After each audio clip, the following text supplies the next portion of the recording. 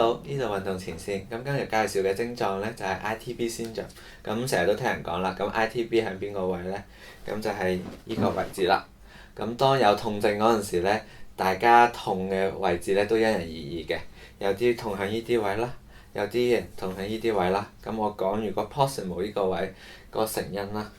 咁如果 proximal 嘅成因呢，就好多時有可能肌肉嗰個柔軟度唔好啦，同埋出力個運動嘅姿勢唔係太靚。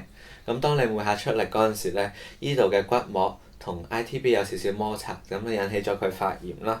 咁另一方面咯喎，你 knee 嗰個擺位如果唔靚嘅話，都可以影響到呢啲位都有痛症嘅。咁好啦，我哋首先量度咗個 rock kick 嘅長度先啦。咁好，首先呢，如果你想個效果好啲 ，hold 住晒成個 tissue，ITB 避免佢拉傷嘅話呢，就預翻晒一個 full length 啦。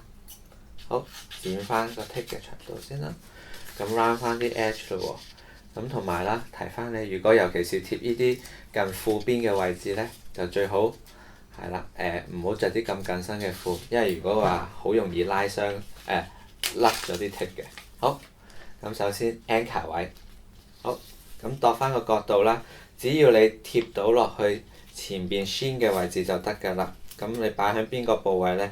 冇乜限死嘅啫。好，捽熱翻啲 tick 啦。好，咁之後除咗啲 tick 咯喎。好 ，hold 住個 ending。好啦，之後係啦，拉實個 ITB 嗰個位置，內旋隻腳，伸直隻腳，少少拉力。好啦，如果當你係依啲位有痛症，你想分散個痛症嘅話，你可以俾多啲 tension。好，之後其餘嗰啲位呢，放翻落去，冇 tension 嘅。咁捽翻熱啲膠水啦。好啦，咁就翻頭先你係 proximal 定係 distal 嘅痛症啦。咁你就可以俾翻個 decompression unload 翻而家雙環嘅位置啦。咁剪翻個長度4至6寸啦 ，round 翻啲 edges 啦。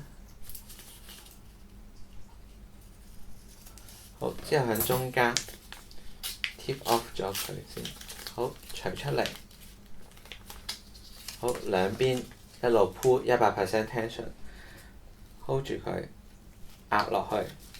好，其餘嗰啲位匿翻，放翻落去，冇 tension 嘅。好 ，rub 翻熱啲膠水固定翻個 tick 啦。係啦。咁因為頭先都提過啦 ，ITB 係真係有可能係個姿勢做得唔好，或者有啲位繃緊咗，你要鬆翻嘅。所以如果個症狀你貼完個 tick 冇好明顯嘅改善呢，你最好都揾翻 medical professional 呢嚟有一個更準確嘅診治嘅。